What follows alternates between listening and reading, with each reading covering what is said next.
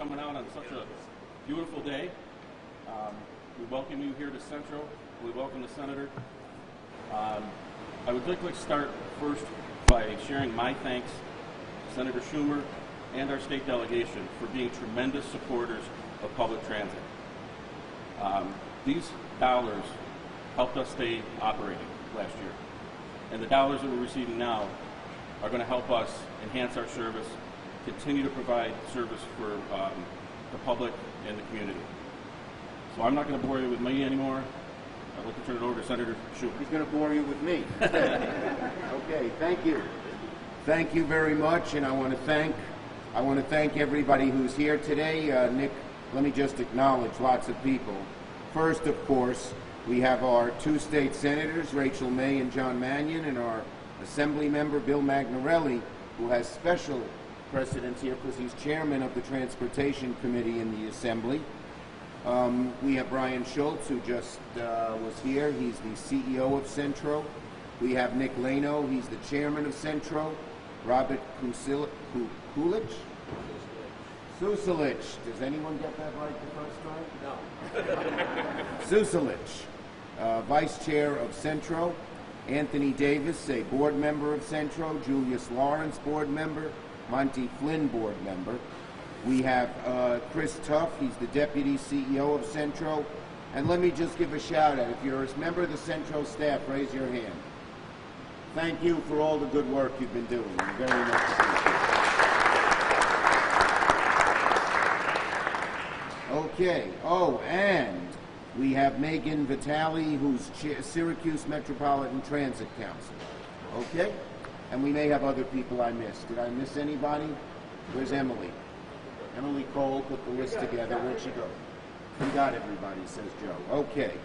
So, we all know how important Centro is, and the pandemic reminded us once again. Even at the height of the pandemic, Centro kept the buses running, kept the employees working, and provided essential transportation service for Central New Yorkers. During the pandemic, it was more vital than ever. So during an uncertain and unprecedented time, Centro service was something the community could depend on. And I was happy to get money in the previous bill, the CARES bill, to keep the buses running and to keep the employees employed. Did you lay off anybody? Not a single layoff. Not a single layoff. It's one of the reasons we got that money. So all these nice people who are supporting themselves and most of them supporting families would not be laid off through no fault of their own because the pandemic came here. Okay. Why is Centro so important? It's particularly important in Syracuse. 1 in 4 households don't have a car. 1 in 4. That's incredible. And despite being so critical to local economies, the federal government had kept funding for public transit stagnant for decades. I'm not talking about the money we got during the COVID crisis, but just overall. Well, that's why I'm here today. I have great news for Centro, for Syracuse, for Central New York. The bipartisan infrastructure framework that I led through the Senate will deliver a record $74 million a year over the next $74 million over the next 5 years for Centro. That's more money than Centro has ever received from the federal government.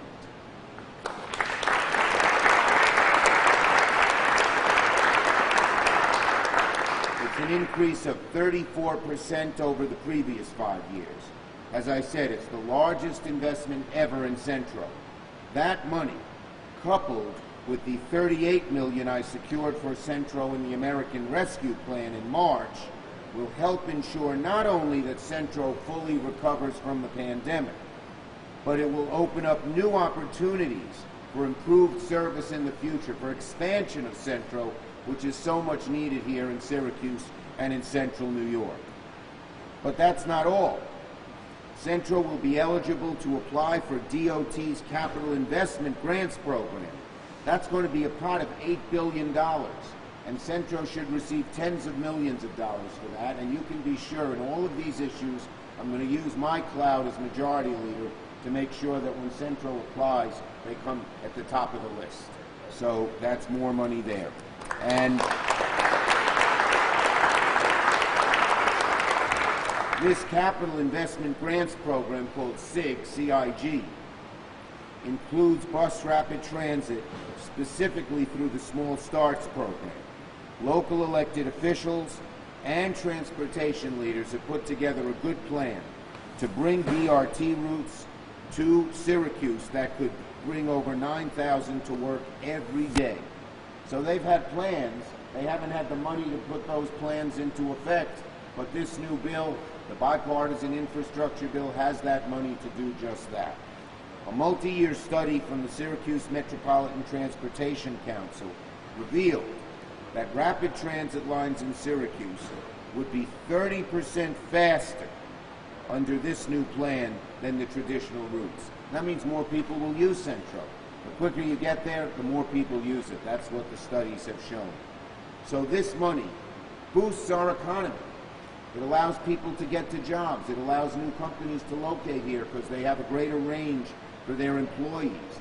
And it helps reduce poverty, because if you can't afford a car and you can't get to work, you don't have money. But if you can get to work, you do have money. So it not only boosts our economy in general, but it helps bring people out of poverty as well. Centro is eligible to tap into this funding for the BRT, and as I said, I'm going to help get their application across the finish line. Before we move on to other speakers, one more on the infrastructure deal, and I know you will have asked about it, so let me do it ahead of time, and that's I-81. After years of flat funding for highways, new highway funding for New York under this bill will be $11.5 billion, and I-81 is eligible for every penny. So there's going to be plenty of money to fund I-81 because the state is getting so much money. There's also $7.5 in new funding for the RAISE program. It used to be known as the Tiger Grant, and I-81 is eligible for that as well. So it's close to $20 billion that I-81 is eligible for. 11.5 from the state and 7.5 directly from the federal.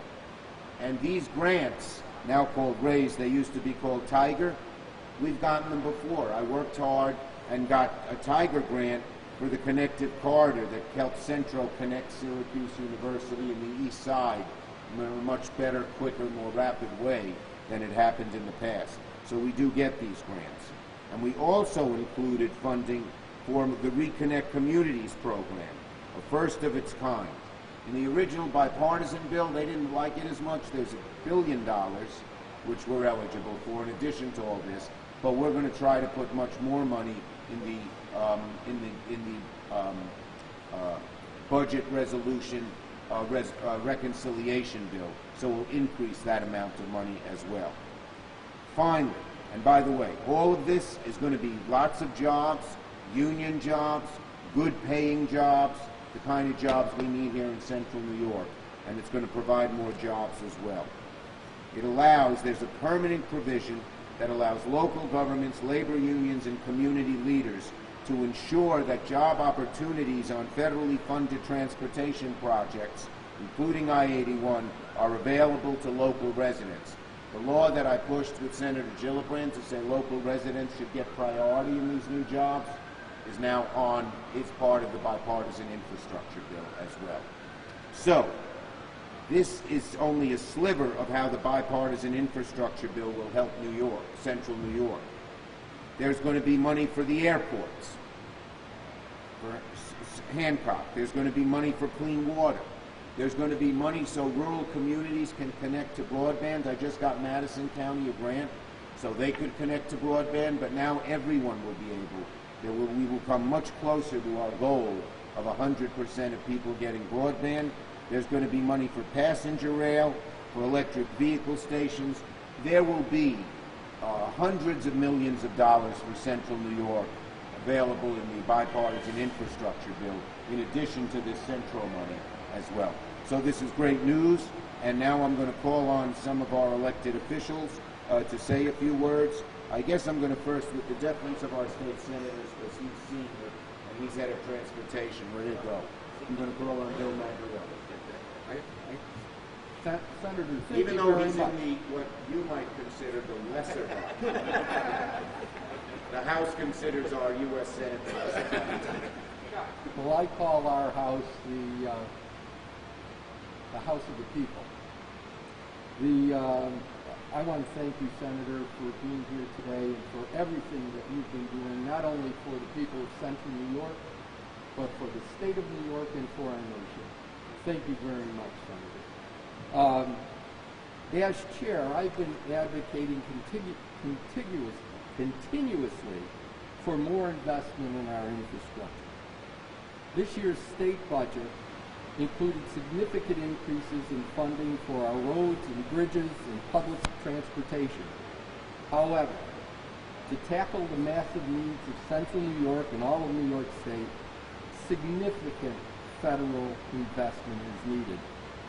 The bill that the Senator has been shepherding through Washington provides such investment.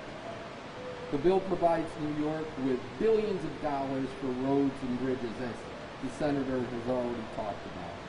It provides millions of dollars for our mass transportation system, Central, not only for operational needs, rapid transit, but also capital monies for the equipment that has to be changed because of our environmental needs going forward. Billions of dollars in the bill for Amtrak and the Northeast Corridor and our passenger rail. I'm passionate about this, Senator. We need to do something between Buffalo and Albany. All I want is something that's on time. Okay? I'm going to take this off. Just something that's on time and something that will get people from Buffalo to New York City on an on-time basis. Broadband and the internet. Billions of dollars being put into that. Something that New York State needs, as well as all over the country. We need that. And $27 million, I hear, for Hancock Airport. $27 million, a first-class airport facility going into the future. I want to thank you again, Senator. Thank you for allowing me to say a few words. Thank you, Bill.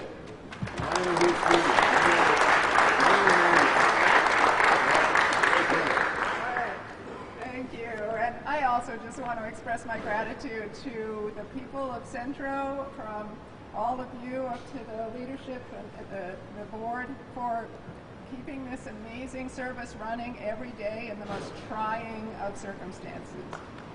And to our indefatigable Senate Majority Leader, who is always looking out for this part of the world and for this section of the state. I think, really we see your energy here. I know you've got the whole country on your mind, but you also never fail to deliver for our local needs. So thank you so much. I also want to say just a couple words about the census that just came out, because what it shows is that the population of Syracuse is growing for the first time in a very long time.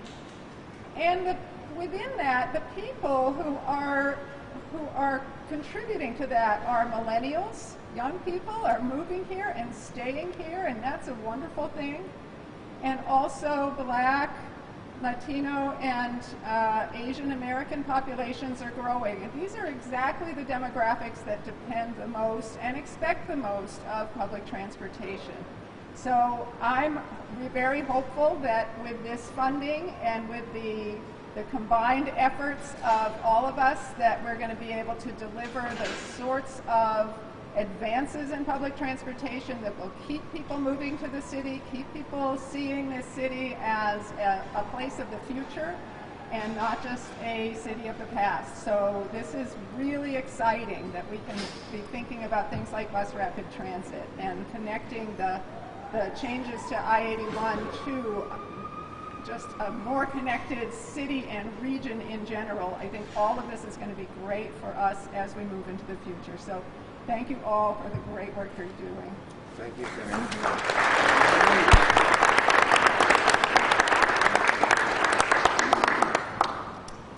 I'll try to remember to begin and end with a thank you, and I think the first thank you is, as Senator May and Assemblyman Magnarelli mentioned and Senator Schmuer did, a thank you to the folks at Centro when times were dark and we were worried and we needed people to be able to get to work, we needed our healthcare workers to get to work, the mechanics and the drivers and the leadership of Central made sure that happened. And I think they at least deserve another round of applause, but they deserve much more than that. So thank you very much.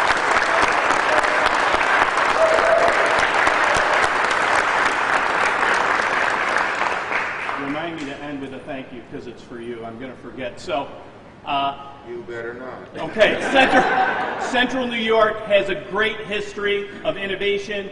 Syracuse and Central New York has a great history of innovative transportation, whether it's the Erie Canal or the railroads, on which I'm proud to say that my father worked for 42 and a half years on,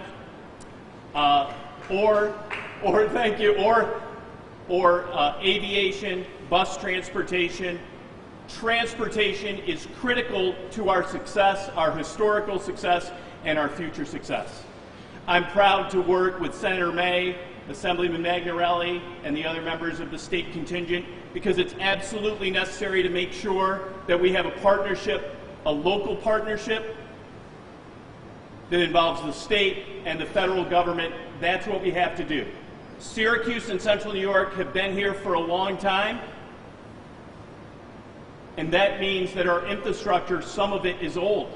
We also proudly wear the badge of honor of being a hardy people that can handle any weather conditions. And we get up the next spring, and there's a spring in our step, and we go and we do it again. That's why investing in our infrastructure is so critical and so important. And now I will end in the right spot, which is I want to thank Senator Schmuer because he also has a great history of always being there for Central New York, always being here when we need something. He's doing that today. He's going to continue to do it in the future. We always know that we have an ally in Senator Schmuer. So thank you again on behalf of all Central New Yorkers. It's not just that the funding is coming, it's that we're going to make sure that the jobs are local and the projects that need to be put in place are in place. Thank you very much. Thank you.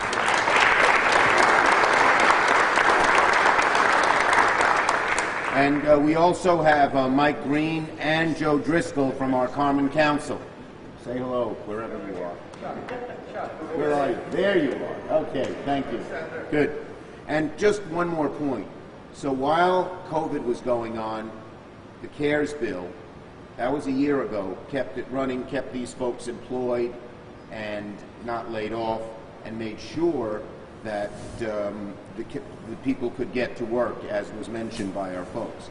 But this money goes much further. COVID got us out of the ditch, but now we're going to do better than we did before COVID, with a bigger, stronger system that will keep us going for a very long period of time, and that's an important point here. This is not just COVID recovery. This is really revitalization and strengthening of our whole transit system and so much else here in Central New York with this bill. It's the largest amount of money for infrastructure, transit, roads, bridges, water, sewer, that Central New York has ever gotten from the federal government. With that, we'll take questions on this subject first.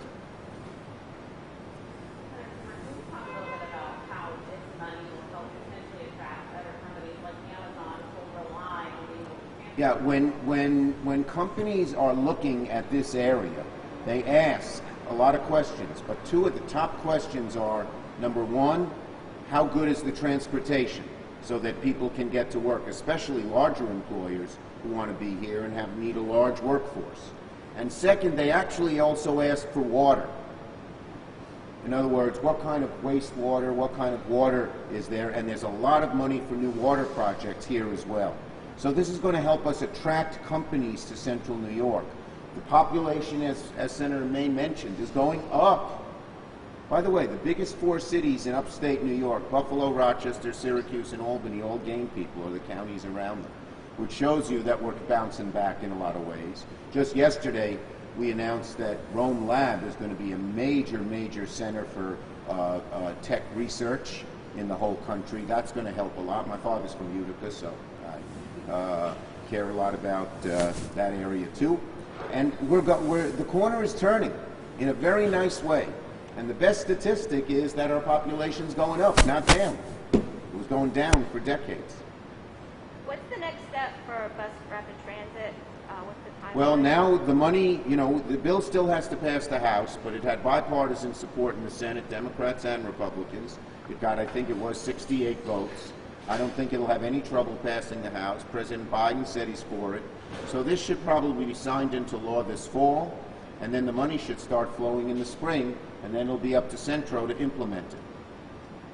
Will this money allow Centro to lower fares? Well, that'll be up to them what they want to do with it, but much of it's for capital construction. But of course, when you get money for capital construction, it frees other dollars for operations.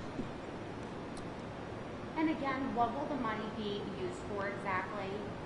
Well, that'll be up to Centro, but the BRT, the Bus Rapid Transit System, you know, the connective corridor money we got a few years ago really helped. And it connected, it had many more young people from the students and others from the university coming to downtown. You now go to downtown Syracuse on a Friday night, it's hopping. And so this will do the same. It'll allow people to get around much more quickly and in many more ways. I mean, we don't dictate exactly where the bus routes should be. That'll be up to Centro.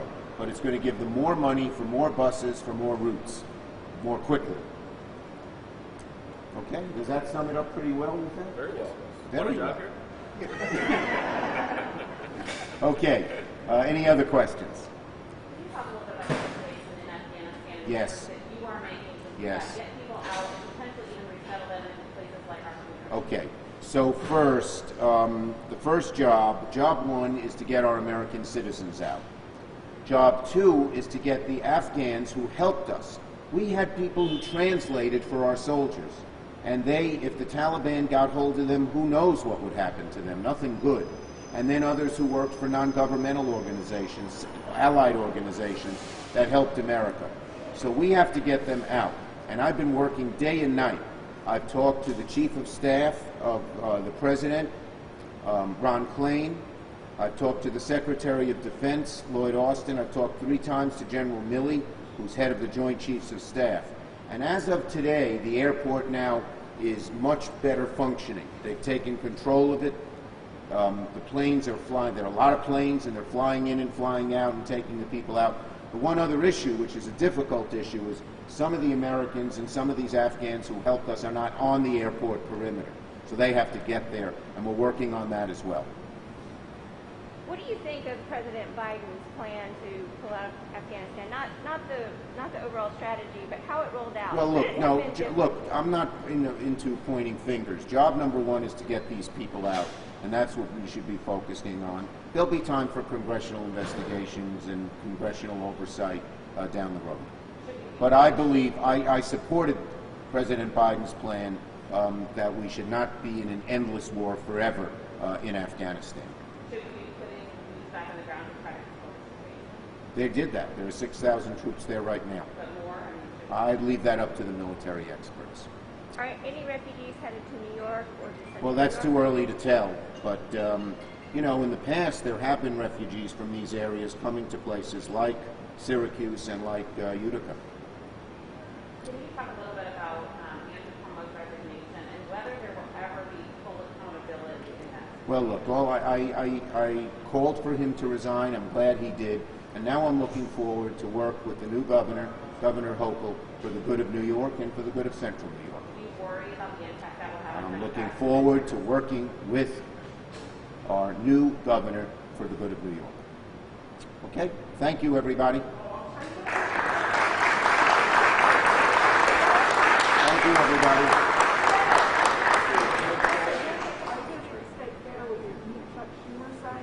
Yeah, I always go to the state fair, and I intend to be back this year. But you're not worried about COVID and Well, I'm going to go. It's outside. As long as the experts say it's okay to open, I'll be there. With your mask? Yes. With my mask and with my sausage and pepper sandwich. And everything else. Okay, thanks. Thank you.